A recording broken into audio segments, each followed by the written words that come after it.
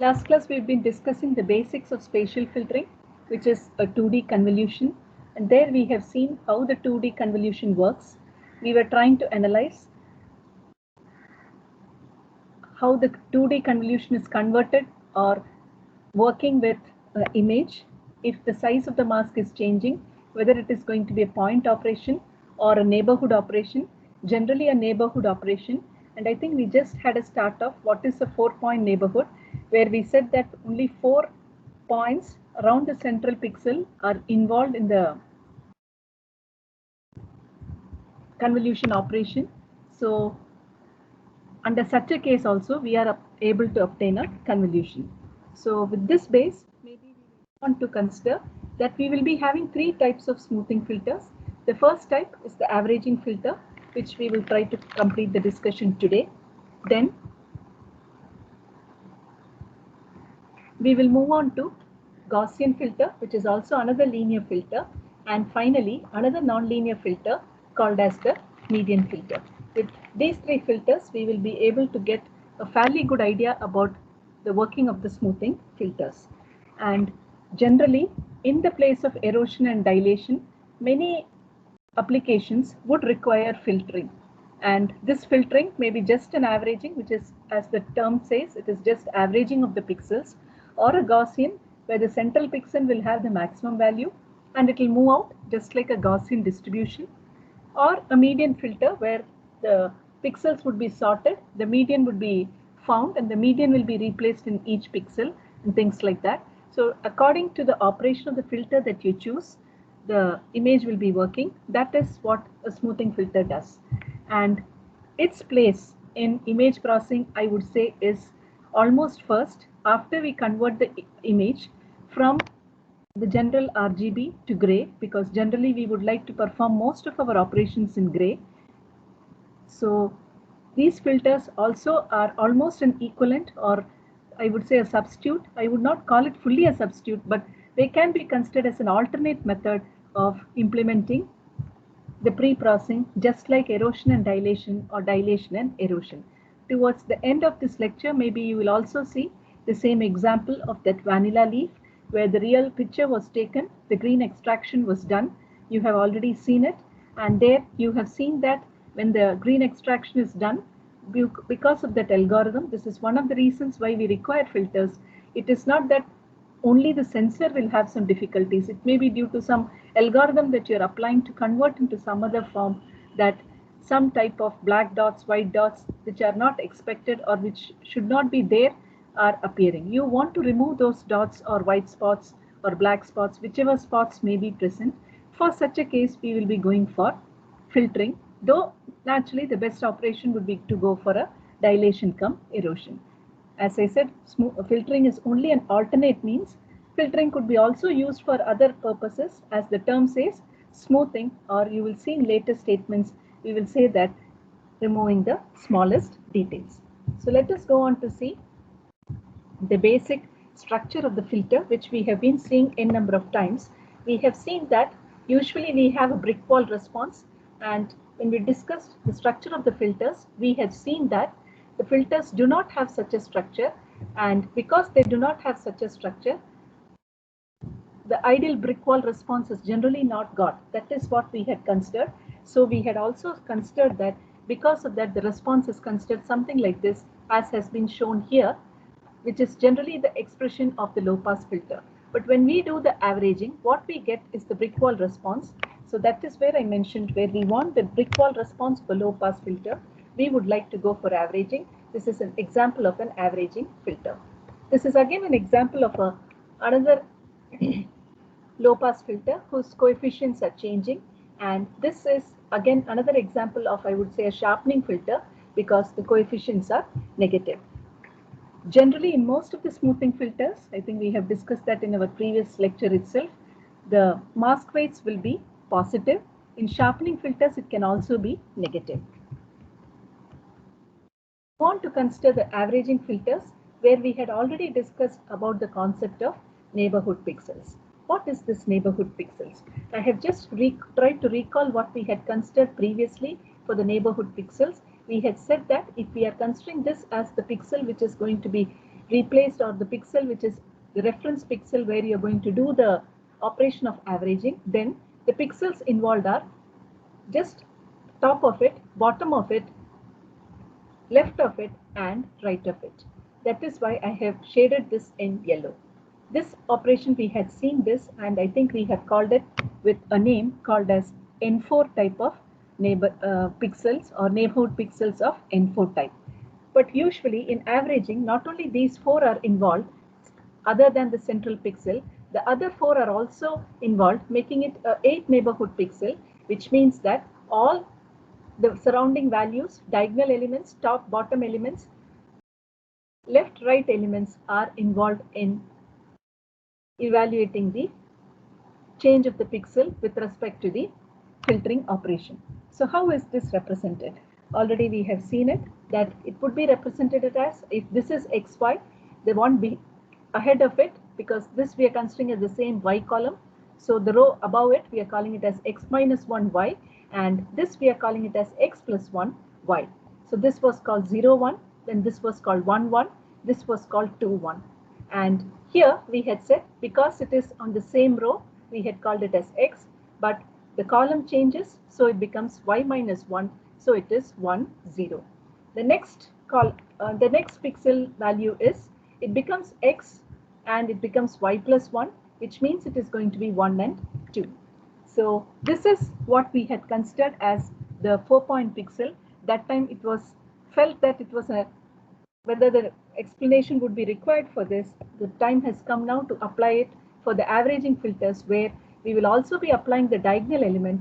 Since this is x, so the element diagonal to it definitely would be an element which is going to have both the column and the row before it. That's why we have got x minus 1, y minus 1.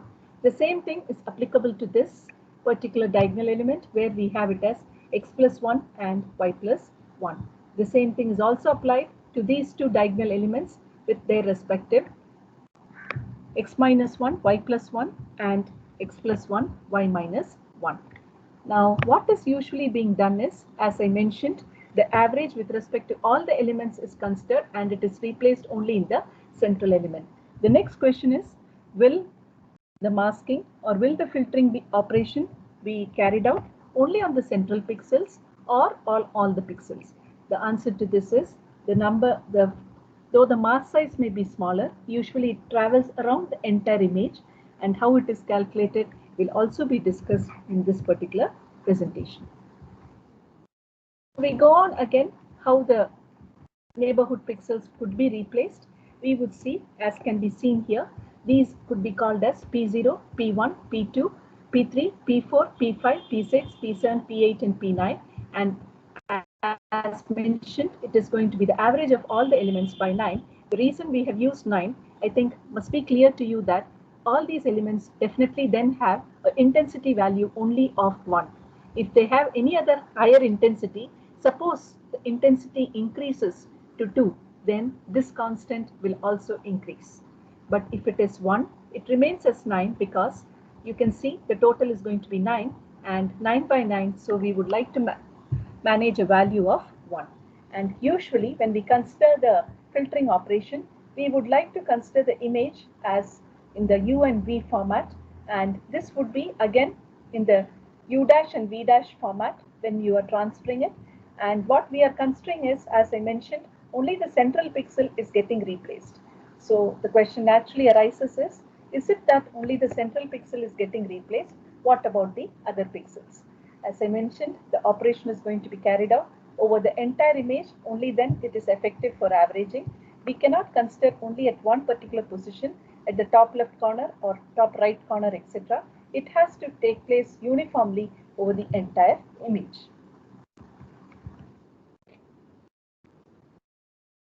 So the operation that is actually taking place here is, though it has been given here as U and V, we have considered this as U and this as V when we have considered the expression. So I dash of UV is going to be equal to 1 by 9 U minus V, V minus 1 plus U minus 1 V plus I of U minus 1 V plus 1 plus I of U into V minus 1 plus I of UV, this is 1, 1 element, plus I of u v plus 1 plus I of u plus 1 v minus 1 plus I of u plus 1 v and plus I of u minus 1 v. I think this is I of u plus 1.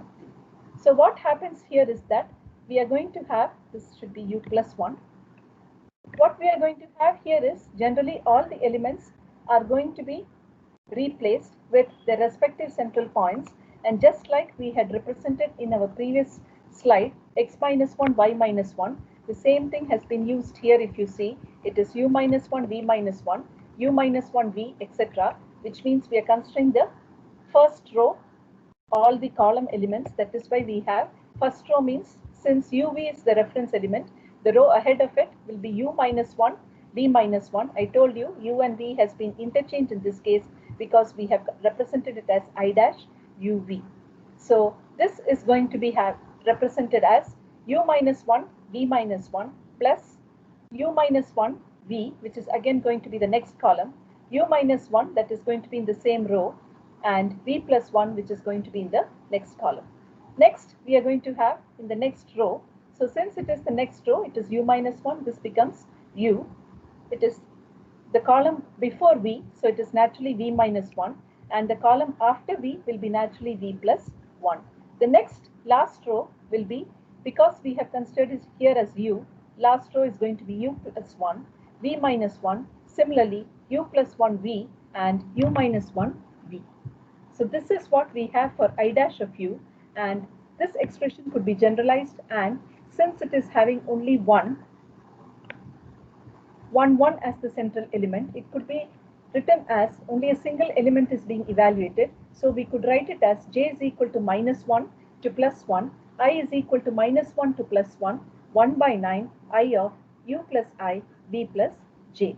This is quite evident. You will be getting the same expression when you substitute it. We will just consider what happens when I is equal to minus 1 and j is equal to minus 1. The first element is generated, u minus 1 and v minus 1. That is what is generated here. Like this, as you progress, you will see like what we usually used to do. We can keep I as constant, which means I is minus 1. That is what we have generated here. I is minus 1 means it is u minus 1, and j is going to be incremented, so j becomes 0, so v, and j is again incremented, so it becomes v plus 1, and so on. So these are the three elements that are available in the first case, that is in the first row. Same thing is repeated for the next row and for the last row.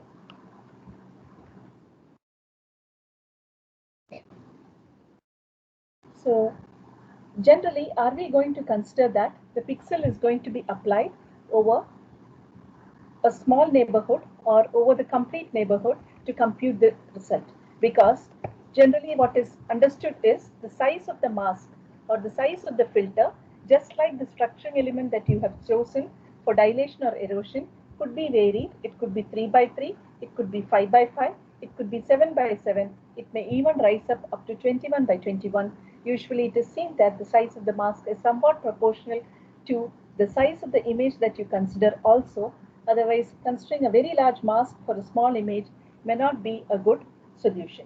So what do we do with this 3 by 3 size mask if the overall image is 256 by 256, which is our natural size? This is a question which we need to generally consider, because as we have seen, the shape of the filter, again you could see, need not be square. It could be a rectangle or a circle. This is seen in other cases, but for an averaging filter, it is generally going to be only a square. And even for Gaussian and median, which we are going to consider, we are only considering square type of mask, because otherwise the complications will be more. And filters can also be linear or non-linear. I think this discussion has already been carried out in our previous consideration also. So what is this particular convolution process? We will try to just understand this, because we want to replace a particular spot, which we are calling it here as the hotspot, similar to the hotspot of your system. So here we have 0, 0, and how could you calculate this 0, 0? So what is done generally is, we are taking a 3 by 3 mask, which is for the filter, H is the filter or the convolution element, I is the image, and you could see here that the number of rows and columns usually we consider in the lab as they are uniform, but in this particular case it is not uniform. Even if it is uniform or not, the idea is not to display that. The idea is to see how the convolution is going to take place and where exactly the element is going to be replaced. Please note the convolution takes place with all the elements and the central element, and what is getting replaced is for the central element, because the central element only is getting convolved with all the elements. So with this case, we could also try to get, just like what we have done in the normal convolution, we could find the element at this point, this point, this point, this point, all the neighboring 9 points, or rather 8 points neighboring to the hotspot. So this is how the actual convolution process takes place. As we usually say, it is multiply and add operation and accumulate, because we are going to accumulate all the values which we get after multiplying and adding, and that is the resultant that we are getting as the point at this particular image. So this is the expression that we get on convolving. I think we have already considered that this is the image that is going to be involved, and this is our constant mask. So the image is going to be varied. We are keeping the mask as such, and as the values of I and j change, you would see that the mask would be, the image would be shifted, and the mask would be the same. It will be evaluated at this point, it will be evaluated at the next 3 points, so on and so forth. So the question arises, how many times we should do this convolution? And another question arises, which we have already considered, what about the edges? When it comes to the edges, we had seen that there is a concept, something similar to what we call as rollover, or a concept where we try to take holdover, where this particular value is considered at this point and this particular value is considered at this point, so on and so forth. So the basic filtering operation, as could be seen here, is that the filter, which is the average filter in our particular case, which could be a value such that the entire value of h should result in 1. So whatever you do to get 1, you could use coefficients in that manner. Only thing is the coefficients should not turn out to be negative. So we move h over the original image to compute the convolution operation. So what would be required is, naturally, you have a multiplication and addition process which requires some image storage. And naturally, a scale is needed to get a normalized filter. And this is another important concept, that usually we only prefer integer coefficients. Some people have a habit of using floating point. One example is shown here, which is generally used in Adobe Photoshop. That is the coefficient that is used. The scaling could be selected there. Actually, that is what is happening there. It is a basic average filter. And as you change the scale, the coefficient is changing. And you know that there you can even set your values as low as 0.1, etc. So, but usually for image processing applications, it is better to keep the coefficients as integers. So the process that we are going to do is, we take our original image, we filter it, we have an intermediate image which is going to be kept there, and again we are going to take the image or filter it, and then also we are going to keep it. There is no much difference between these two. Either we are going to filter it and then copy it, or copy it and then filter it. So both ways we could do it, but the basic idea is that we would like to get our values back.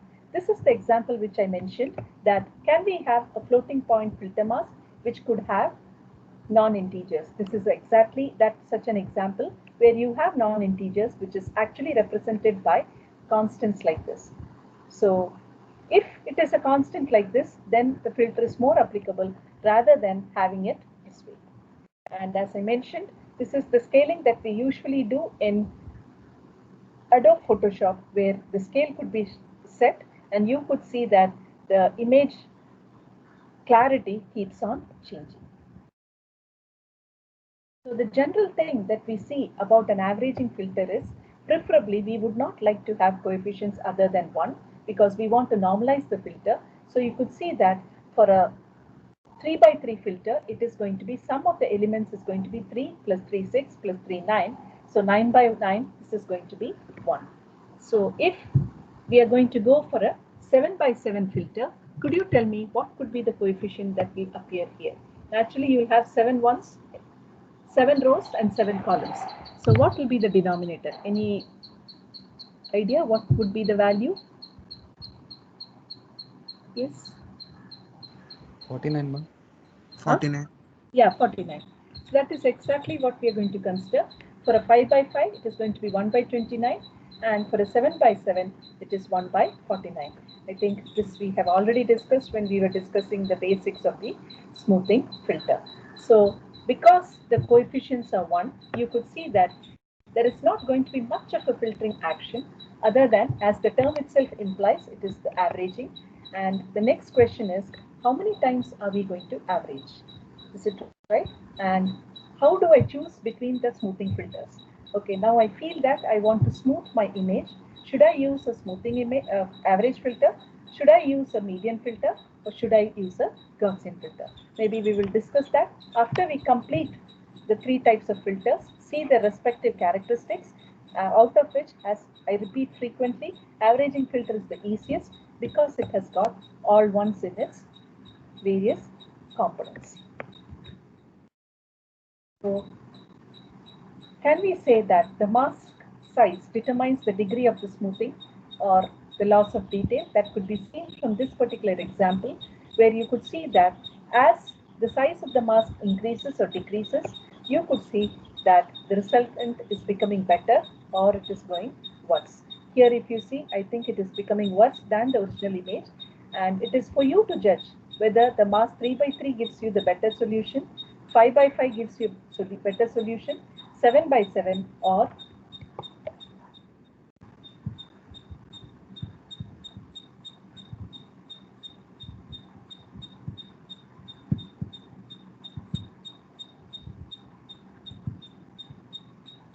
(15 by 15 or 25 by 25. So since this is the case, I think we will not go for 15 by 15 or 25 by 25 because this is not something which is very much appreciable when we consider this particular value. So a better solution would be either a 3 by 3 or 5 by 5. So this will also depend upon how we are going to see our results. Is it okay? So the next thing is how the averaging filter could be used for filtering operation and how the filtering size is calculated. Maybe we will consider this in our next discussion.